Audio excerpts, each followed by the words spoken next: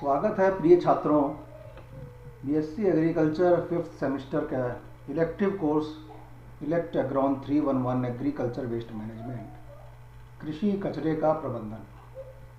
आज इसका पहला लेक्चर हम प्रैक्टिकल का दे रहे हैं। लेक्चर नहीं बल्कि मैं कहूँगा ये प्रेजेंटेशन है, क्योंकि ये प्रैक्टिकल एक्सरसाइज है। इसको हमने प्रेजेंटेशन की शक्ल में बना के आपको यहाँ बता रहे हैं, और इस एक्सरसाइज को आपको अपने प्रैक्टिकल नोटबुक पर पूरे तरीके से इसको लिखना है। तो आज का एक्सरसाइज है पीएच को मापना। पीएच के ऊपर बहुत बात होती है हर बार। आप सॉइल साइंस पढ़ें, आप एग्रोनॉमी पढ़ें, इरिगेशन पढ़ें, हमेशा पीएच की बात होती है कि पानी का पीएच इतना होना चाहिए, मिट्टी का पीएच इतना होना चाहिए।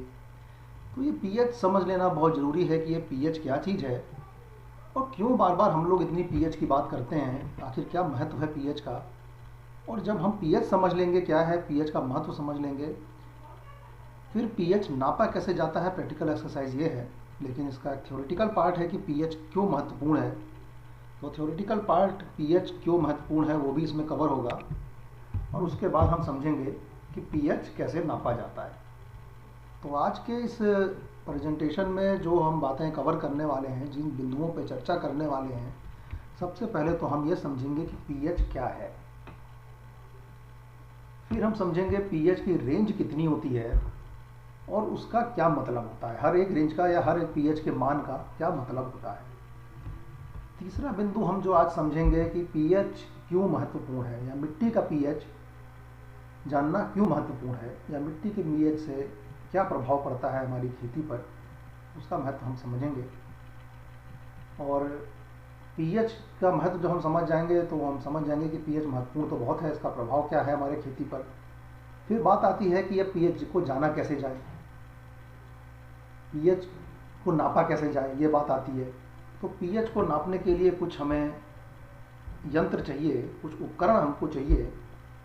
वो उपकरण क्या होते हैं, वो उपकरण हम देखेंगे कि वो उपकरण कैसे काम करते हैं, उसका रखरखाव कैसे किया जाता है, और उस उपकरण की सहायता से मिट्टी का पीएच। और जब हम कृषि कचरे का प्रबंधन करते हैं तो हम कृषि कचरे को आखिरी में कंपोस्ट में बदल देते हैं, और उस कंपोस्ट का हम वापस खेती में इस्तेमाल करते हैं, जिससे मिट्टी का पीएच कंपोस्ट के पीएच के अनुसार घटता बढ़ता है। कंपोस्ट का अपना पीएच कैसे नापा जाए उसको भी हमें आज इसमें पढ़ेंगे। तो शुरुआत करते हैं पीएच को समझ लेने से कि पीएच क्या चीज़ है। तो पीएच का मतलब है कि किसी भी सॉल्यूशन में, किसी भी घोल में हाइड्रोजन आयन की सांद्रता कितनी है, ये पीएच का मतलब है।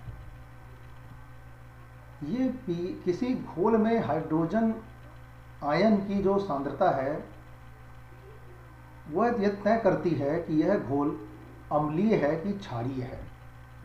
तो इसलिए इसका ये महत्व है कि पीएच में नाप करके हम किसी घोल की हाइड्रोजन आयन की सांद्रता नापते हैं, जिससे हम यह पता लगाते हैं कि यह घोल अम्लीय है या फिर यह घोल क्षारीय है। पीएच नापने का जो सूत्र है, pH is equal to minus log hydrogen ion concentration. यह फार्मूला 1909 में पीटर लॉरेंज सोरेनसन ने दिया था। यह पीएच नापने का फार्मूला ऐसा है कि इसमें ये जो लॉग है ये 10 के बेस वाला लॉग है, ई के बेस वाला नहीं है। वो आपने गणित में पढ़ा होगा। तो 10 के बेस वाला एक साधारण लॉग जो होता है वो है। और ये जो हाइड्रोजन आयन है, ये हाइड्रोजन आयन की सांद्रता ये नापी जाती है मोल्स पर लीटर, यानी कि किसी घोल में, 1 लीटर घोल में हाइड्रोजन आयन कितने मोल हैं। तो मोल पर लीटर हाइड्रोजन आयन को माइनस लॉग लेकर के पीएच निकाला जाता है। यानी हाइड्रोजन आयन अगर ज़्यादा है तो पीएच कम आएगा, हाइड्रोजन आयन कम है तो पीएच ज़्यादा आएगा। हाइड्रोजन आयन कम है, पीएच ज़्यादा आएगा, तो मतलब वो घोल क्षारीय होगा। घोल क्षारीय होगा मतलब उसके अंदर हाइड्रोजन आयन कम है, तो दूसरा आयन कौन सा ज़्यादा होगा, वो होगा OH माइनस, तो वो क्षारीय होगा। H प्लस हाइड्रोजन आयन ज़्यादा होगा तो वो घोल अम्लीय होगा। लेकिन हाइड्रोजन आयन ज़्यादा होगा, घोल अम्लीय होगा, तो पीएच कम आएगा। तो इस हिसाब से पीएच, क्योंकि ये माइनस लॉग है ना, तो इस हिसाब से पीएच की जो रेंज आती है वो 0 से 14 के बीच में आती है। पीएच, किसी भी घोल का पीएच 14 से कम नहीं हो सकता, 14 से ज़्यादा नहीं हो सकता, किसी भी घोल का पीएच 0 से कम नहीं हो सकता। तो यानी कि किसी भी घोल के अंदर हाइड्रोजन जो आयन है उसकी शक्ति कितनी है उसको लिखते हैं पीएच। तो पीएच जो लिखा है ये हमेशा ऐसे ही लिखा जाएगा, पी स्मॉल लिखेंगे, एच कैपिटल लिखेंगे, ये हमेशा ऐसे ही लिखा जाएगा। इसका मतलब सीधा सा अगर मतलब निकालें तो इसका मतलब है power of hydrogen, hydrogen ion की शक्ति, पावर ऑफ हाइड्रोजन। इसकी डेफिनेशन में कुछ लोग बोलते हैं कि potential of hydrogen ion in solution, hydrogen ion का क्या पोटेंशियल, कितनी शक्ति है किसी घोल में, वो ये पीएच नापते हैं। तो नाप के क्या पता लगाते हैं, घोल अम्लीय है कि क्षारीय है, यह पता लगाने के लिए पीएच नापते हैं। पानी का भी पीएच नापते हैं, मिट्टी का या किसी अन्य चीज़ का पीएच नापते हैं तो उसका घोल में पीएच नापते हैं। मिट्टी का या हम अपने कंपोस्ट का पीएच नापते हैं तो हम उसका पानी के साथ घोल बना के घोल का पीएच कितना है वो नापा जाता है। ये वाला ग्राफ, ये डायग्राम, ये अगर आपको याद हो तो आपने हमारे से पिछले सेमेस्टर में इरिगेशन वाटर मैनेजमेंट भी पढ़ा था, और सिंचाई जल के प्रबंधन में भी हमने आपको बताया था कि जो सिंचाई के लिए उपयुक्त जल है वो कैसा होना चाहिए, उसकी गुणवत्ता कैसी होनी चाहिए। तो वो नापने के लिए पहला पैमाना पीएच था। तो पीएच 0 से 14 के बीच में ही नापा जाता है। पीएच 0 है तो हमारा घोल या पानी अत्यधिक अम्लीय है, यानी प्योर अम्ल है, प्योर एसिड है, तो वो पीएच 0 है। पानी पूरी तरह से क्षारीय है, पूरा क्षार है अगर हमारे पास, तो उसका पीएच 14 है। पीएच हमेशा 0 से 14 के बीच में होगा। 0 से 14 के बीच में जो बीच की वैल्यू आती है वो क्या आती है, वो 7 आती है। तो अभी देखिए पीएच 7 का मतलब है कि घोल या पानी ना तो अम्लीय है ना क्षारीय है, इसको बोलते हैं न्यूट्रल। तो ये न्यूट्रल पीएच होता है 7, यानी हमारा जो डिस्टिल्ड वाटर है, आसुत जल है, आसुत जल का पीएच 7 आएगा। अगर पीएच धीरे धीरे कम हो रहा है तो मतलब हमारा जो पानी है वो अम्लीय होता जा रहा है। जो रिवर्स ऑस्मोसिस हम घर में लगाते हैं, जो बोतल वाटर या बिस्लरी वगैरह का बोतल का पानी हम खरीदते हैं, इसका पीएच 6 होता है। इससे कम इसमें अगर हम पानी में अम्ल मिला दें तो पानी का पीएच कम होकर 5, 4, 3, 2 के आसपास आ जाता है। पानी में अगर घुलनशील लवण पाए जाते हैं तो पानी एल्केली हो जाता है, उसका पीएच बढ़ता है, पीएच 8 या 9 तक हो जाता है। तो जो मुख्य रूप से पानी बहुतायत में अवेलेबल है हमारे पास, नहर का या कुएं का जो पानी या ट्यूबवेल से निकालते हैं, ये पानी बहुतायत में जो उपलब्ध है ये 8 से 9 पीएच के बीच का पानी उपलब्ध है। शुद्ध जल 7 पीएच का होता है डिस्टिल, और ये जो बोतल पानी है रिवर्स ऑस्मोसिस वाला ये 6 पीएच का होता है। पीने के लिए पानी उपयुक्त है। सिंचाई के लिए ये 7 से 9 के बीच का, 7 से 8.5 के बीच का पानी उपयुक्त है। लेकिन जो समुद्री जल हमारा है उसमें कितने क्षार हैं मिले हुए हैं आपको मालूम है। हम बोलते हैं समुद्र का पानी खारा होता है। समुद्र के पानी का पीएच 13 या 14 के बीच में आता है। सीवेज वाटर जो है, जो हमारे गटर वगैरह से पानी आता है, उसका पीएच उसमें अम्ल बहुत ज़्यादा मात्रा में मिले होते हैं। तो ये अम्ल ज़्यादा होने के कारण इसका पीएच 0 या 1 के आसपास आता है, 2 तक आता है। तो ये पूरी तरह से अम्लीय, सीवेज वाटर अम्लीय है, समुद्री पानी क्षारीय है। तो और जो आसुत जल है वो 7 पीएच का है, वो न्यूट्रल है। इस बीच में ही पीएच बदलता घटता बढ़ता रहता है। मिट्टी का पीएच का क्या महत्व है, हम मिट्टी के पीएच नापने की बात क्यों कर रहे हैं। मिट्टी का पीएच फिर वही सेम बात, मिट्टी की अम्लीयता और मिट्टी की क्षारीयता को बताता है। मिट्टी का पीएच मिट्टी के घोल में हाइड्रोजन आयन की सांद्रता को नाप के निकाला जाता है। अभी मिट्टी का जो पीएच है वो अभी 7 जो है वो न्यूट्रल पीएच है। अगर हमारी मिट्टी का पीएच 7 आता है तो मतलब हमारी ये न्यूट्रल सॉइल है, खेती के लिए एकदम उपयुक्त है। अब देखिए हमें हर समय 7 पीएच की मिट्टी मिल नहीं पाएगी कहीं भी। 6.9 है तो वो अम्लीय है, 7.1 है तो वो क्षारीय है, सिर्फ 7 वो जो है वो न्यूट्रल है। तो एकदम 7 पीएच हमको नहीं मिलती। तो हम क्या बोलते हैं कि खेती के लिए उपयुक्त मिट्टी कौन सी है, उसको हम बोलते हैं नियर न्यूट्रल। जो न्यूट्रल पीएच के आसपास की मिट्टी है वो खेती के लिए उपयुक्त है। तो ये जो एक रेंज है हमारे पास है 5.5 से 8, तो 5.5 से 8 के बीच की पीएच की जो मिट्टी है वो हमारी खेती के लिए उपयुक्त है। पीएच अगर 5.5 से कम हो रहा है, 5, 4, 3 के आसपास है, तो ये बहुत अम्लीय मिट्टी है जो खेती के लिए उपयुक्त नहीं होगी। 8 से ऊपर ये क्षारीय मिट्टी है, ये भी खेती के लिए उपयुक्त नहीं है। अगर हमारी मिट्टी का पीएच 9 आता है तो हम कहते हैं मिट्टी खेती के लिए उपयुक्त नहीं है, लेकिन खेती तो करनी है, तो हमको क्या करना चाहिए? या पीएच हमारा 5 या 4.5 आता है तो खेती तो करनी है। तो हम बात करते हैं कि अगर हमारी मिट्टी का पीएच 4 3 के बीच में यानी अम्लीय मिट्टी है, तो मिट्टी में चूना मिलाना चाहिए ताकि मिट्टी का पीएच बढ़ करके 5.5 से ऊपर हो जाए। अगर मिट्टी का पीएच 8 से ज़्यादा है, मिट्टी खेती के लिए उपयुक्त नहीं है, खेती करनी है, तो मिट्टी को खेती के लिए उपयुक्त पहले बनाना होगा, तो मिट्टी में जिप्सम मिलाना चाहिए ताकि इसका पीएच घट के 8 से नीचे हो जाए। तो खेती के लिए कुल मिला के हमको 5.5 से 8 के बीच की मिट्टी चाहिए। इससे कुछ कम या इससे कुछ ज़्यादा अगर है तो हम चूना या जिप्सम मिला करके उसको इस रेंज में ला सकते हैं। इस रेंज में ही ला के हमको खेती करनी है, ये महत्वपूर्ण है। हाँ, कुछ फसल हैं, अगर 8.5 का पीएच है या 9 का है, तो कुछ फसल हैं जिनको अम्लीय मिट्टी पसंद है, उनकी हम खेती कर सकते हैं। कुछ फसल हैं जिनकी अगर 5 का पीएच है, तो कुछ फसल हमारे पास हैं जिनको अम्लीय मिट्टी पसंद है, उनका खेती इसमें हम कर सकते हैं। जैसे बीट रूट जो है, बीट रूट या बीट लीफ जो फसल है, वो अम्लीय मिट्टी, क्षारीय मिट्टी में हो जाती है, उसकी खेती हम यहाँ कर सकते हैं। तो इसी तरह से, लेकिन ये उपयुक्त होगा सभी फसलों की खेती करने के लिए पीएच को 5.5 से 8 की रेंज में ही लाया जाए। अब ये मिट्टी का पीएच नियर न्यूट्रल पीएच हम बोलते हैं, एकदम न्यूट्रल तो नहीं बोलेंगे। तो नियर न्यूट्रल पीएच की मिट्टी ही क्यों उपयुक्त है, इसका प्रभाव क्या पड़ता है, क्यों हम मिट्टी के पीएच में इतना इंटरेस्टेड हैं? उसका कारण यह है पोषक तत्वों की उपलब्धता। हमें और आपको पता है, हमने पढ़ा है कि पौधों को अपने जीवन यापन करने के लिए, अपना जीवन चक्र पूरा करने के लिए 16 जरूरी पोषक तत्वों की आवश्यकता होती है। 16 जरूरी पोषक तत्व में से 3 पोषक तत्व जिनको कि हम आधारभूत पोषक तत्व कहते हैं, कार्बन, हाइड्रोजन और ऑक्सीजन, ये मुफ्त में, बहुतायत में हवा और पानी से पौधों को मिल जाते हैं।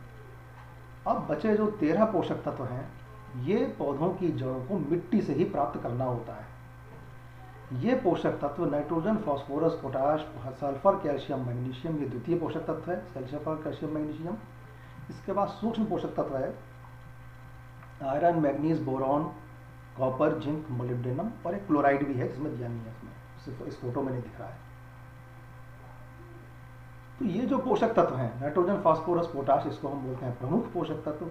सल्फर, कैल्शियम, मैग्नीशियम को द्वितीय पोषक तत्व, और इसके बाद iron, manganese, boron, zinc, copper, molybdenum और क्लोराइड को हम बोलते हैं सूक्ष्म पोषक तत्व। यह सभी 13 पोषक तत्व पौधों की जड़ों को मिट्टी से ग्रहण करने रहते हैं।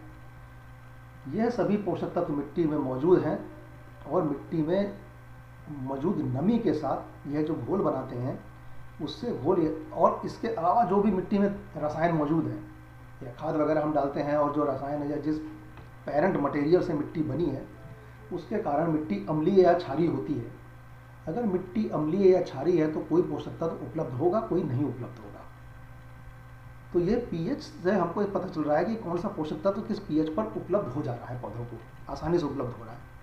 तो 7 न्यूट्रल पीएच जो 7 है, इस पर हम देखते हैं नाइट्रोजन पौधों को आसानी से उपलब्ध है, फास्फोरस आसानी से उपलब्ध है, पोटेशियम आसानी से उपलब्ध है, सल्फर, कैल्शियम, मैग्नीशियम आसानी से उपलब्ध है, आयरन भी उपलब्ध है, मैग्नीज भी उपलब्ध है, बोरॉन भी उपलब्ध है, कॉपर, जिंक भी उपलब्ध है, मोलिब्डेनम भी उपलब्ध है। अभी पीएच अगर अम्लीय हो जाए तो क्या किया जाए, तो क्या करना चाहिए? तो क्या हो जाता है? अगर पीएच अम्लीय हो जाता है तो हम देखते हैं अगर पीएच 6 से नीचे जा रहा है तो नाइट्रोजन की उपलब्धता घट रही है, फास्फोरस की उपलब्धता घट रही है। भले मिट्टी में फास्फोरस उपलब्ध है कि हमने फास्फोरस की खाद डाल दी है, लेकिन चूंकि मिट्टी अम्लीय है तो यह फास्फोरस की खाद जो मिट्टी में हमने डाली है, इसका कुछ ऐसा रिएक्शन हो जाता है कि अनुपलब्ध हो जाती है, क्योंकि अम्लीय मिट्टी में पौधे की जड़ें, अम्लीय मिट्टी में पौधे की जड़ें मिट्टी से फास्फोरस नहीं ले पाती हैं। अम्लीय मिट्टी में पौधे की जड़ें मिट्टी से पोटेशियम, सल्फर, कैल्शियम, मैग्नीशियम नहीं ले पाती। आयरन बहुत आसानी से ले लेंगी, मैग्नीज बहुत आसानी से लेंगी। बोरॉन देखिए 5 pH की भी अगर मिट्टी है, 5 pH की मिट्टी में हम खेती कर रहे हैं तो मॉलिब्डेनम कम पड़ेगा, भले मिट्टी में उपलब्ध है पर्याप्त, लेकिन पौधे नहीं ले पाएंगे। कॉपर पौधे आसानी से ले पाएंगे, बोरान आसानी से ले पाएंगे, मैग्नीज आसानी से ले पाएंगे।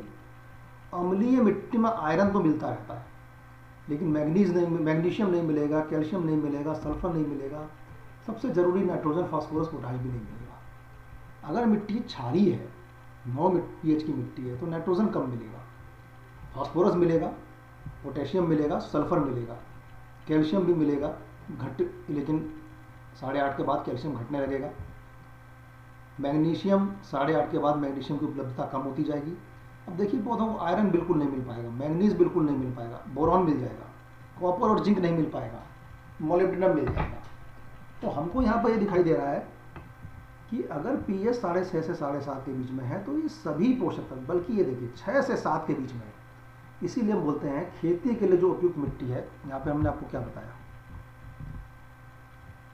5.5 से 8 ये रेंज हमने दी, जिसमें एसिड की तरफ तो हम ज़्यादा गए हैं लेकिन एल्कली की तरफ कम आए हैं।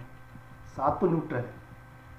6 से 7 के बीच की मिट्टी, तो अभी देखिए आप खेती के लिए जो उपयुक्त मिट्टी है उसको कौन सी मिट्टी मानी जाती है, 6.5 pH। हम बोलते हैं अगर आप सब्जियों की खेती पढ़ेंगे और अब आप पूछेंगे किसी भी सब्जी के लिए कि उपयुक्त मिट्टी कौन सी है, तो आंसर आता है स्लाइटली एसिडिक सॉइल, हल्की तौर पर अम्लीय मिट्टी, यानी 6.5 pH की मिट्टी खेती के लिए एकदम उपयुक्त है। 6.5 pH की मिट्टी खेती के लिए क्यों उपयुक्त है?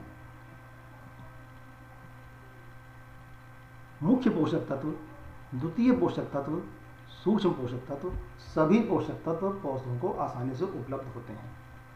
अगर अम्लीय मिट्टी में खेती की जाए तो द्वितीय पोषक तत्व उपलब्ध होते हैं, लेकिन मुख्य पोषक तत्व और द्वितीय पोषक तत्व उपलब्ध नहीं होते हैं, सूक्ष्म पोषक तत्व उपलब्ध होते हैं। अगर क्षारीय मिट्टी में खेती की जाए तो मुख्य पोषक तत्व, द्वितीय पोषक तत्व उपलब्ध होते हैं, परंतु सूक्ष्म पोषक तत्व उपलब्ध नहीं होते हैं। तो फर्क क्या पड़ता है? अगर हम नियर न्यूट्रल मिट्टी के अंदर खेती कर रहे हैं तो यह सभी पोषक तत्व, नाइट्रोजन, फास्फोरस, पोटेशियम, सल्फर पौधों को आसानी से मिलेंगे। कैल्शियम, मैग्नीशियम भी पौधों को आसानी से मिलता रहेगा। आयरन, मैग्नीज, बोरॉन, जिंक और मोलिब्डेनम भी आसानी से मिलता है। अगर हमारी खेती हम अम्लीय मिट्टी में कर रहे हैं तो सूक्ष्म पोषक तत्व तो पौधों को उपलब्ध हो रहे हैं, मुख्य पोषक तत्व उपलब्ध नहीं हो रहे हैं। तो पौधों के अंदर मुख्य पोषक तत्वों की कमी दिखाई देगी। अगर हम क्षारीय मिट्टी में खेती कर रहे हैं तो पौधों को प्रमुख पोषक तत्व और द्वितीय पोषक तत्व उपलब्ध हो रहे हैं, परंतु सूक्ष्म पोषक तत्व उपलब्ध नहीं हो पा रहे हैं। तो पौधों के अंदर सूक्ष्म पोषक तत्वों की कमी के लक्षण दिखाई देंगे। तो अब आप ये बताइए, यहाँ पर एक सवाल मैं आपको छोड़ रहा हूँ, इसकी चर्चा हम वेबिनार सेशन में करेंगे। अगर हमने मिट्टी की एनालिसिस की, मिट्टी का हमने लैब परीक्षण किया और हमने पाया कि प्रथम पोषक या प्रमुख पोषक तत्व, द्वितीय पोषक तत्व और सूक्ष्म पोषक तत्व और मिट्टी में पर्याप्त मात्रा में उपलब्ध हैं। मिट्टी की लैब परीक्षण करने के बाद परिणाम ये मिला कि सूक्ष्म पोषक तत्व भी मिट्टी में पर्याप्त मात्रा में उपलब्ध हैं। पर हम जब खेती करते हैं तो हम देखते हैं पौधे सूक्ष्म पोषक तत्वों की कमी प्रदर्शित करते हैं। जाहिर है, हम फिर से सॉइल टेस्ट रिपोर्ट देखेंगे, मिट्टी परीक्षण की रिपोर्ट देखेंगे तो हम देखेंगे उसका पीएच ज़्यादा आ रहा है। तो हम समझ जाएंगे कि पीएच ज़्यादा है। सूक्ष्म पोषक तत्व यद्यपि की मिट्टी में पर्याप्त मात्रा में मौजूद हैं, लेकिन ज़्यादा पीएच होने के कारण पौधों को उपलब्ध नहीं हो पा रहे हैं और पौधे सूक्ष्म पोषक तत्वों की कमी के लक्षण प्रदर्शित कर रहे हैं। अब हमें क्या करना चाहिए? इस सवाल के ऊपर आप सोचिएगा, पढ़िएगा। अब हमें क्या करना चाहिए, इसकी चर्चा हम वेबिनार सेशन में करेंगे। तो ये पीएच का महत्व है कि पीएच से ये पता चलता है हमको कि मिट्टी अम्लीय है कि क्षारीय है, और अगर मिट्टी अम्लीय है तो हम तुरंत समझ जाते हैं कि कौन कौन से पोषक तत्व उपलब्ध होंगे, कौन कौन से नहीं होंगे। मिट्टी क्षारीय है तो हम तुरंत समझ जाते हैं कि कौन कौन से पोषक तत्व उपलब्ध होंगे, कौन कौन से नहीं होंगे। और इस कारण है कि ये हमारे लिए उपयुक्त नहीं है कि हम अधिक अम्लीय या अधिक क्षारीय अधिक अम्लीय या अधिक क्षारीय मिट्टी में खेती करें। ये हमारे लिए उपयुक्त नहीं है, क्योंकि अगर हम खेती करेंगे तो हमारा जो भी खेती का प्रबंधन हो, जो पोषक तत्व नहीं उपलब्ध हो रहे हैं वो नहीं होंगे, ये तय बात है, उपज नहीं मिल पाएगी अच्छी। इसलिए हमने बोला कि अम्लीय मिट्टी को न्यूट्रल की रेंज तक के करीब लाने के लिए इसमें चूने का प्रयोग करना चाहिए, क्षारीय मिट्टी को न्यूट्रल के करीब लाने के लिए इसमें जिप्सम का प्रयोग करना चाहिए। इसलिए हम पीएच नापते हैं और हम पीएच को इतना महत्व देते हैं और पीएच को सही करने की कोशिश करते हैं। एक सवाल मैं आपसे और पूछना चाहता हूँ, ये हमने आपको पीएच बताया कि पीएच 0 से 14 के रेंज में है, और कैसे न्यूट्रल क्या है, अम्लीय क्या है, क्षारीय क्या है। एक सवाल मैं आपको छोड़ता हूँ यहाँ पर कि पेट्रोल का पीएच कितना होता है। इस बात को आप सोचिएगा कि पेट्रोल जो हम अपने मोटरसाइकिल वगैरह कार चलाने में इस्तेमाल करते हैं, पेट्रोल का पीएच कितना है, इसको सोचिएगा, पढ़िएगा।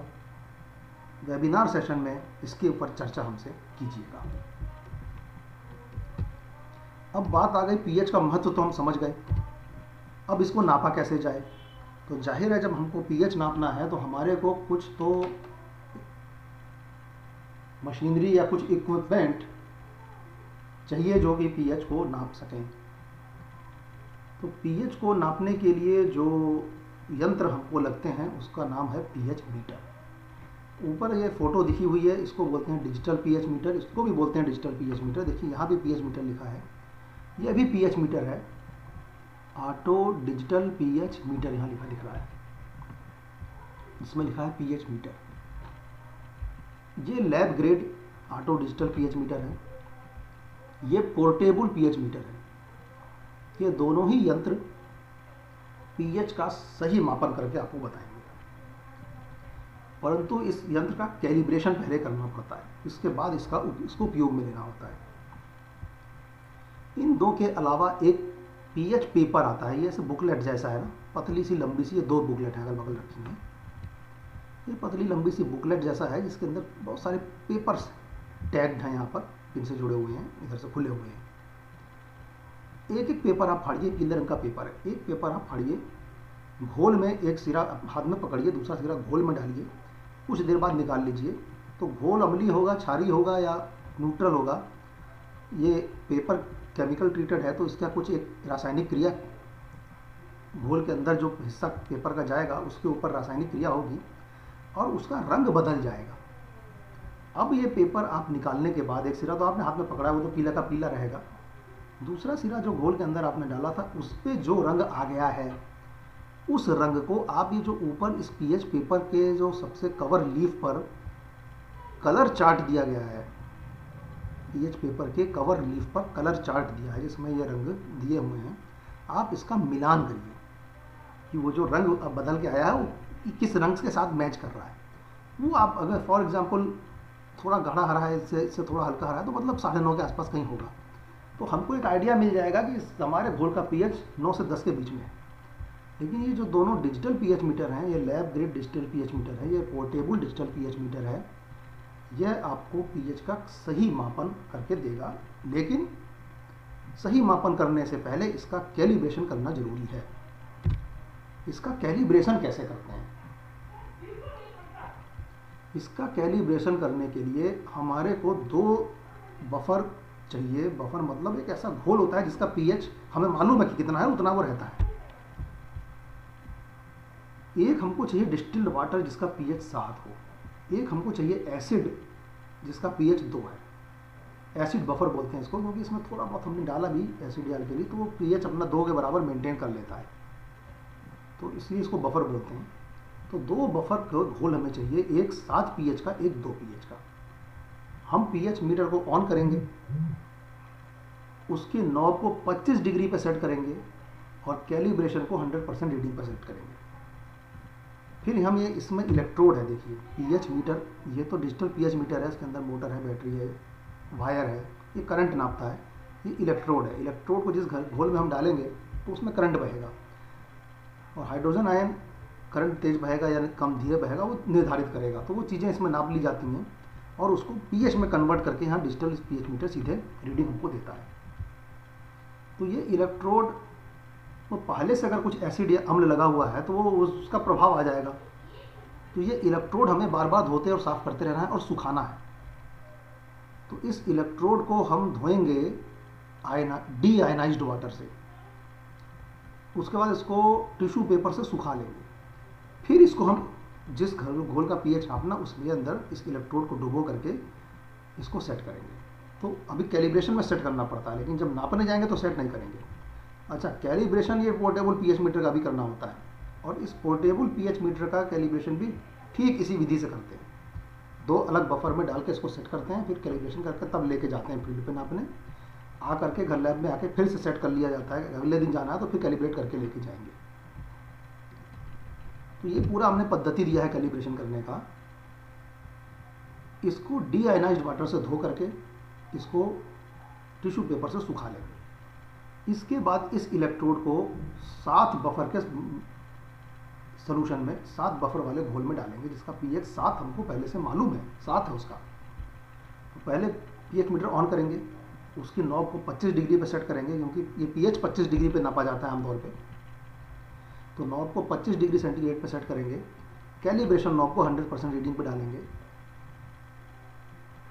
फिर 7 इसके इलेक्ट्रोड को डी आयनाइज्ड वाटर से धो करके सुखाने के बाद 7 पीएच के घोल में डालेंगे। और उसको जब हम इलेक्ट्रोड को किसी घोल में डालेंगे तो हम स्क्रीन पे देखेंगे जो डिजिटल रीडिंग आ रही है वो घटती बढ़ती है तेज़ी से।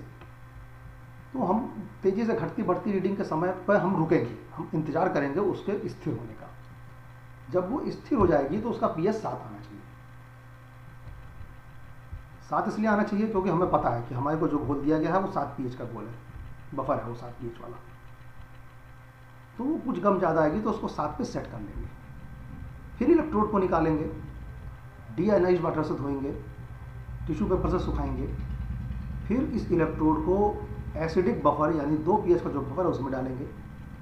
फिर वेट करेंगे, रीडिंग जो घटती बढ़ती है स्क्रीन पर उसको स्थिर होने का वेट करेंगे। और अब की पीएच 2 आना चाहिए, नहीं आता है तो उसको हम आगे पीछे करके एडजस्ट कर लेंगे 2 पर। तो हमने अब इसका कैलिब्रेशन पीएच मीटर का हो गया। 7 नोड पीएच में डालेंगे तो 7 आएगा, 2 के नोड पीएच में डालेंगे तो 2 आएगा। 7 से 9 2 के 2 प्रकार के एसिड, 9 का भी बफर आता है। 9 पीएच के बफर में भी इसको कैलिब्रेट कर सकते हैं तीसरा, और नहीं तो 7 और 2 से किया तो भी कैलिब्रेट हो जाता है। अब ये हमारा पीएच मीटर कैलिब्रेट होने के बाद अब हम इसका उपयोग करेंगे पीएच नापने के लिए। अच्छा, तो जो बफर है ये दोनों बफर से कैलिब्रेट करने के बाद फिर से इसके इलेक्ट्रोड को डी आयनाइज्ड वाटर से धो करके सुखा लेंगे। यह दोनों जो बफर हमारे पास है, ये जो बफर हमारे को सोल्यूशन मिलता है, इसका दोबारा उपयोग किया जा सकता है। तो ये जिस बोतल में मिला है सीधे उसी बोतल में इलेक्ट्रोड डाल करके, क्योंकि इलेक्ट्रोड को डी आयनाइज्ड वाटर से धो करके टिश्यू पेपर से सुखा के तब हम इस्तेमाल कर रहे हैं, तो हम सीधे इलेक्ट्रोड बफर सोल्यूशन में डाल सकते हैं। और इस्तेमाल करने के बाद इसे बोतल को बंद करके रख सकते हैं, क्या इसी बफर को हम दोबारा भी इस्तेमाल कर सकते हैं। इस बफर को अगर हम किसी दूसरे बीकर में उड़ेल के इस्तेमाल करेंगे तो फिर ये दोबारा इस्तेमाल करने लायक नहीं रहता है। अब ये कैलिब्रेशन होने के बाद जब हमारा ये पीएच मीटर कैलिब्रेट हो गया, इसका ये इलेक्ट्रोड या फिर इसका ये इलेक्ट्रोड, दोनों को एक ही तरीके से कैलिब्रेट करते हैं। अब कैलिब्रेट होने के बाद फिर इसको हम डी आयनाइज्ड वाटर से धोएंगे, इसको नॉब ऑन करेंगे, 25 डिग्री पर सेट करेंगे। और अब हम यहाँ पर बीकर में वो वाला घोल लाएंगे जिसका कि पीएच में नापना है। अब हम कुछ पीएच सेट आउट नहीं करेंगे, यहाँ पर एडजस्ट नहीं करेंगे, वो हम बफर से कर चुके हैं। तो अब हम वो घोल लाएंगे जिसका पीएच नापना है और ये इलेक्ट्रोड उसमें डुबा देंगे। इसी तरह से इसका भी करेंगे। तो जिस घोल का हमें पीएच नापना है, पीएच मीटर ऑन करेंगे, 25 डिग्री पर सेट करेंगे, इलेक्ट्रोड को डी आयनाइज्ड वाटर से धो के टिश्यू पेपर से सुखा के उस सोल्यूशन में डालेंगे जिसका पीएच नापना है। और पीएच जो आएगा स्क्रीन पर वो शुरुआत में घटता बढ़ता है, तो वेट करेंगे कि वो स्थिर हो जाए। उसके बाद जो स्थिर रीडिंग आएगी उसको नोट कर लेंगे। इसके बाद फिर से इलेक्ट्रोड को डी आयनाइज्ड वाटर से धो करके सुखा करके रख लेंगे। जिस घोल का पीएच नापना है, अगर हमको मिट्टी का पीएच नापना है तो हम कैसे नापेंगे? मिट्टी का पीएच नापने के लिए 10 ग्राम मिट्टी, सूखी हुई मिट्टी लेनी है हमको। तो मिट्टी का हम नमूना लेके आएंगे खेत से, उसको ओवन ड्राई कर लेंगे। तो खेत से जब नमूना लेके आएंगे तो देखिए उसके अंदर कोई कंकड़ पत्थर नहीं होना चाहिए, घास का टुकड़ा नहीं होना चाहिए, जड़ का कोई टुकड़ा नहीं होना चाहिए। तो खेत से मिट्टी का नमूना लाने के बाद उसको मैश करके उसको पीस करके उसको छान करके हम उसको ओवन ड्राई कर लेंगे, सुखा लेंगे। सूखी मिट्टी का, हालांकि डालना पानी है लेकिन सुखाएंगे नहीं तो फिर वो रेशो जो है ना 1:2.5 जो हमको एक बफर बनाना है ये मेंटेन नहीं रहता है, ये कम ज़्यादा हो जाता है। इसलिए सूखी मिट्टी लेते हैं, 10 ग्राम सूखी मिट्टी लीजिए, इसके अंदर 25 ml डिस्टिल्ड वाटर डालिए। तो 1:2.5 का सस्पेंशन सोल्यूशन, क्योंकि मिट्टी के कण पानी में घुलते नहीं हैं लेकिन बिखरे रहते हैं पानी में, पूरे पानी में बिखरे रहेंगे, तो ये सस्पेंशन बोलते हैं इसको। अब इस पानी का कुछ पीएच होगा, वो पीएच कैसे आएगा? क्योंकि मिट्टी के अंदर जो भी मिट्टी के अंदर रसायन थे वो तो घुल जाएंगे पानी में, कण नहीं घुलेंगे। तो वो जो रसायन घुल करके पानी का एक पीएच निर्धारित कर देंगे, वो पीएच हम नापेंगे तो वो मिट्टी का ही पीएच होगा ना। तो इसलिए हम 10 ग्राम मिट्टी को 50 ml के बीकर में लेके 25 ml पानी डालेंगे, 5 मिनट तक उसको हिलाएंगे, मिक्स करेंगे, आधे घंटे के लिए वेट करेंगे, रख देंगे। आधे घंटे के लिए रख इसलिए देंगे क्योंकि जो भी रसायन मिट्टी के कण पे थे जिनको भी पानी में घुल जाना है, पानी का एक निर्धारित पीएच स्टेबलाइज करने के लिए, आधे घंटे में वो सब कण, वो सारे रसायन जो मिट्टी के कण के साथ आए हैं वो पानी में घुल भी जाएंगे और स्टेबलाइज हो जाएगा पानी। अब इसका पीएच नहीं घटेगा, बढ़ेगा नहीं आधे घंटे बाद। तो आधे घंटे बाद हम फिर से इसको स्टायर करेंगे, मिक्स मतलब हिलाएंगे, और एक सस्पेंशन, हमारा सॉइल सस्पेंशन मिलता है हमको। पानी का कण मिट्टी में बिखरे रहते हैं, रसायन घुल चुके होते हैं। अब हम ये इलेक्ट्रोड पीएच मीटर का इस घोल के अंदर डाल करके उसकी पीएच रीडिंग हम ले लेंगे। इस तरह से मिट्टी के घोल बना के उसकी पीएच रीडिंग ली जाती है। तो पीएच मीटर से जब पीएच रीडिंग लेंगे तो हमको एक सही पीएच रीडिंग मिलेगी। हम पीएच पेपर का इस्तेमाल भी कर सकते हैं, ठीक इसी प्रकार से घोल बनाएंगे जैसे ये बनाया है। इसी प्रकार से घोल बना करके जो पीएच पेपर बुकलेट जैसे हम दिखा रहे थे उसमें से पीएच पेपर फाड़ेंगे, एक सिरा हाथ में पकड़ेंगे, दूसरा सिरा घोल में डालेंगे, 2 मिनट बाद उसको निकाल लेंगे। तो अब ये सिरा जो घोल के अंदर गया था इसके ऊपर, क्योंकि पीएच पेपर ये पीले रंग का ही है, इस अम्लीय क्षारीय होने के कारण इसके साथ जो रासायनिक क्रिया होगी उसके कारण इसका रंग बदल जाएगा। अब जो भी रंग निकल के आया है, जैसे मान लीजिए ये तीसरी स्टेप है, ये हमने मिट्टी में डाली, सॉल्यूशन में या घोल में डाली तो हमें ये रंग आया। अब इस रंग का हम मिलान करेंगे, ये कलर चार्ट के साथ इसका मिलान करेंगे। तो ये रंग कहाँ मिल रहा है? ये हमको कहीं 1 से 2 के बीच में मिलता है। तो मान लेंगे यहाँ पर हम देखेंगे हमारा पीएच 2 आ रहा है, ये आ गया तो हम मान लेंगे हमारा पीएच 7 आ रहा है। तो अगर मिट्टी एसिडिक होती है तो पीएच पेपर कुछ लाल रंग लिए हुए अपना रंग बदलता है, मिट्टी न्यूट्रल होती है तो वो हरे रंग में अपना रंग लेता है, और मिट्टी अगर क्षारीय होती है तो पीएच पेपर का रंग नीला, और नीले से होते होते बहुत गाढ़ा वायलेट रंग का, गाढ़ा बैंगनी रंग का पीएच पेपर अपना रंग बदलता है। इस कलर चार्ट से नापने पर हमको पीएच का दशमलव में एग्जैक्ट मीनिंग नहीं मिलेगी, लेकिन इतना तो हमको मिल जाएगा कि पीएच इतने से इतने के बीच में है। मिट्टी का पीएच बिना पीएच पेपर और बिना पीएच मीटर के भी नापा जाता है, लेकिन यहाँ पर पीएच नहीं नापा जाता है। यहाँ पर सिर्फ इतना पता लगता है कि मिट्टी अम्लीय है कि मिट्टी क्षारीय है। मिट्टी का पानी के साथ घोल बनाइए, उसमें विनेगर डालिए। अगर बुलबुले निकलते हैं इस तरह से तो हमारी मिट्टी एल्केलाइन है, अगर नहीं निकलते हैं तो इसको फेंक दीजिए। मिट्टी का पानी के साथ घोल बनाइए, उसमें बेकिंग सोडा डालिए, उसमें अगर इस तरह से बुलबुले निकलते हैं बेकिंग सोडा डालने से तो मिट्टी एसिडिक है। विनेगर डालने से और बेकिंग सोडा डालने से किसी बुलबुले नहीं निकलते हैं तो मिट्टी न्यूट्रल है। तो ये मिट्टी अम्लीय है, क्षारीय है कि न्यूट्रल है, यह पता लगाने का सिर्फ एक तरीका है, इसको इस तरह से पता लगा सकते हैं।